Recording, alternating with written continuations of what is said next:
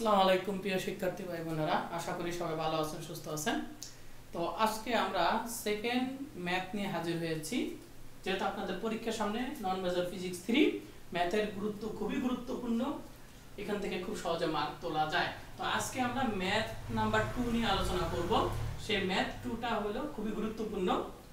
তো প্রশ্নটা কি, 2 × 10 ইনভার্স 6 কুলম্ব এবং -1.5 × 5 -1.5 × 10⁻⁻6 কুলম্ব, অর্থাৎ দুইটা চার্জ আছে। এই চার্জ দ্বারা মধ্যবর্তী দূরত্ব কিন্তু কত আছে, 10 সেন্টিমিটার।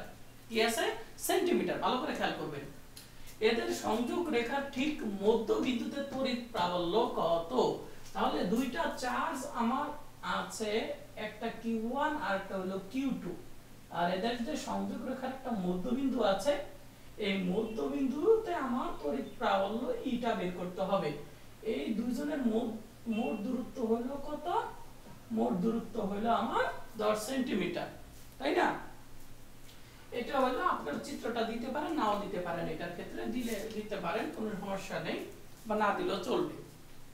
এখন আপনাদের যেই প্রশ্নটা, তাহলে আমাদের চাইছে তড়িৎ প্রাবল্য। এখন তড়িৎ প্রাবল্য বের করার সূত্রটা কি? তড়িৎ প্রাবল্য বের করার সূত্রটা আপনাদের আগে জানতে হবে। তড়িৎ প্রাবল্য বের করার সূত্র হলো E1/4 pi epsilon not into Q divided হলো R। এটা হলো সূত্র। 1/4 পাই এপসিলন নট চার্জ ডিভাইডেড দূরত্ব, ঠিক আছে? তাহলে এই চার্জের জন্য এই বিন্দুতে, অর্থাৎ মধ্যবিন্দুতে আমরা তড়িৎ প্রাবল্য পাবো, আর Q2 চার্জের জন্য আমি এখানে একটা তড়িৎ প্রাবল্য পাবো। তারপরে দুইটা চার্জ যোগ করলে আমি মোট তড়িৎ প্রাবল্য E পাবো। তো যেরকম কাজ সেটাই আমরা এখন করব। তো Q1 চার্জ ধরেছি, Q2 চার্জ ধরেছি, একটা পজিটিভ আর একটা হলো নেগেটিভ চার্জ।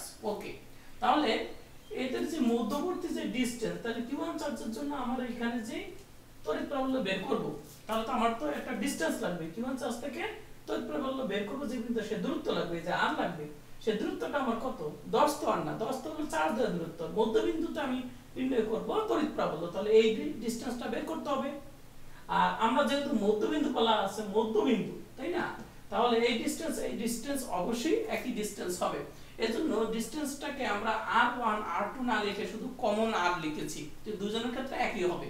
তাহলে 2 দিয়ে ভাগ দিলে আমরা মধ্যবিন্দু দূরত্বটা পেয়ে গেলাম 5 সেন্টিমিটার, 100 দিয়ে ভাগ দিলে মিটার পেয়ে গেলাম, এবং 5 টা ভাগ দিলে এরকম রেজাল্ট আসে, 5 × 10⁻2 মিটার।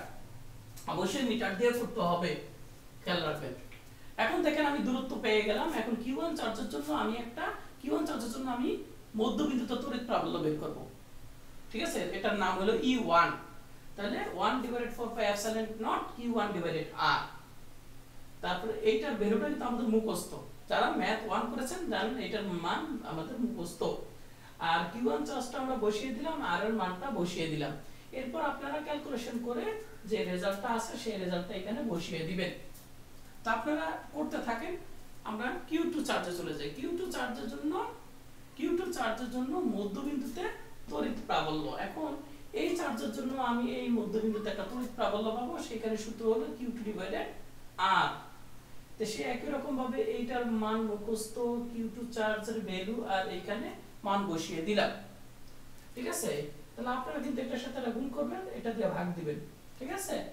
ভাগ দিলে একটা রেজাল্ট বের হবে, এইখানে কিন্তু একটা রেজাল্ট বের হবে, তাই না? দুইটা রেজাল্ট বের হবে। এই দুইটা রেজাল্ট অবশ্যই আপনারা করবেন। আমি একটা হাতে করি, ঠিক আছে? আপনারা একটা করেন।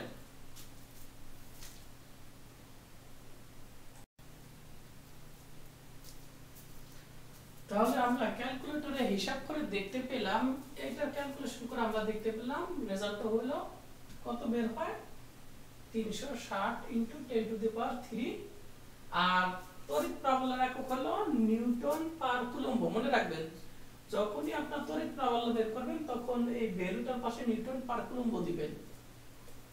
আর এইটার ক্যালকুলেশনটা আমরা করে দেখেছি, যে মাইনাস আছে তাই এখানে মাইনাস, প্লাস মাইনাসে মাইনাস, ঠিক আছে? এই যে মাইনাস আছে, আর এইটা এটার সাথে গুণ করবেন, আর এইটা দ্বারা ভাগ করলে দেখবেন কত বের হয়, 270 × 10⁻³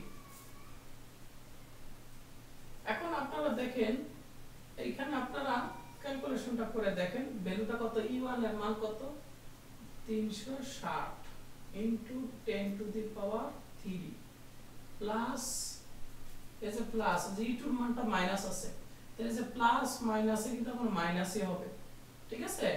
আমি ডাইরেক্ট করলাম, আপনার চাইলে প্লাস লিখে পরে মাইনাসের ভ্যালুটা এখানে বসিয়ে প্লাস মাইনাসে মাইনাস হবে, কিন্তু এখানে প্লাস মাইনাসে মাইনাস 270 ইনটু 10 টু দি পাওয়ার 3 ঠিক আছে, ব্র্যাকেট দিয়ে দিলাম, আর একক হবে নিউটন পার কুলম্ব, কারণ এইটা একটা তড়িৎ প্রাবল্য। তাহলে এখানে কত হয় 90, আমাদের কত আসে 90 ইনটু 10 টু দি পাওয়ার 3, ঠিক আছে। আপনাদের একটু দেখি 360 বিয়োগ 270, হ্যাঁ এইটা, ঠিক আছে। এটা হলো আমাদের কি এত নিউটন পার কুলম্ব, এটা হলো আমাদের উত্তর, ঠিক আছে। এখন তবে অনেকের আবার আসতে পারে আমি যদি দশমিকটা এখানে নিয়ে আসি একটু পিছনে, অর্থাৎ 9 যদি দিই 9 ইনটু 10 টু দি পাওয়ার 4, তখন কিন্তু এখানে একটা পাওয়ার বেড়ে যাবে এত নিউটন পার কুলম্ব, এটাও কিন্তু রাইট। তাহলে দেখেন আমি দশমিকটা যদি এখানে দিই অর্থাৎ 9 লিখি, তাহলে কিন্তু এই যে ডানে চলে আসার কারণে এখানে কিন্তু পাওয়ার একটা বৃদ্ধি পেয়েছে 4। তাই এইটা আসলে যে এটা লিখবো তাও রাইট, এটাও রাইট, এগুলা কোনো ভুল নাই, কথা বুঝতে পারছেন। এগুলা আপনি শুধু আপনার বিবেক বুদ্ধি খাটিয়ে সঠিক নিয়মটা করবেন, কারণ এই জায়গায় উত্তর দিবে কেউ 10 টু দি পাওয়ার 4 দিবে, আর আপনি কি করবেন, হাই হাই আরেকজন তো এখানে 10 টু দি পাওয়ার 4 দিছে, আমার কেন হইল না, আসলে তো সে তো এখানে 9 দিছে তাই এখানে 4 হইছে, কিন্তু আপনার এখানে 90 হইছে 10 টু দি পাওয়ার 3 হইছে, তো দুজনেরটা রাইট, কিন্তু আপনি আরেকজনেরটা কপি করতে গেলে কিন্তু ধরা খাবেন, ঠিক আছে। নিজের উপর বিশ্বাস রাখবে এবং সমাধান করবে। ক্লাসটি কেমন লাগলো অবশ্যই কিন্তু কমেন্ট করে জানাবেন, নইলে কিন্তু নতুন ভিডিও দেব না। আর চ্যানেলটি যারা নতুন সাবস্ক্রাইব করেননি তারা সাবস্ক্রাইব করে পাশে থাকবেন।